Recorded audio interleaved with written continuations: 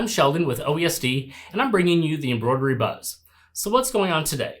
Well, I've been stitching out a lot of embroidered cards. Many of you know it's my second favorite embroidery project to do. And what I've been discovering is I'm getting a lot of curling with my card when it's finished. And I've stitched these on many different mediums. These are on the OESD Luxe Sparkle vinyl. I've used cork, felt, cotton, and I get the same result every time. I get these curled cards at the end. And I wasn't sure what was going on, what was causing it, if it was the fabric, the stabilizer, the fusion seal, and I've switched those out and tried different things, and nothing seemed to resolve it. What I've discovered is it's actually the cardstock. And I figured out a way to reduce and almost eliminate that curling. So what we're gonna do is we're gonna pre-press our card. I'm using the OESD Start Here embroidery blanks. This is the 5x7, it also comes in 4x6.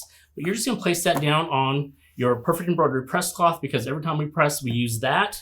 I'm gonna cover it with a silicone pressing sheet just to protect the card from anything that might be on my iron.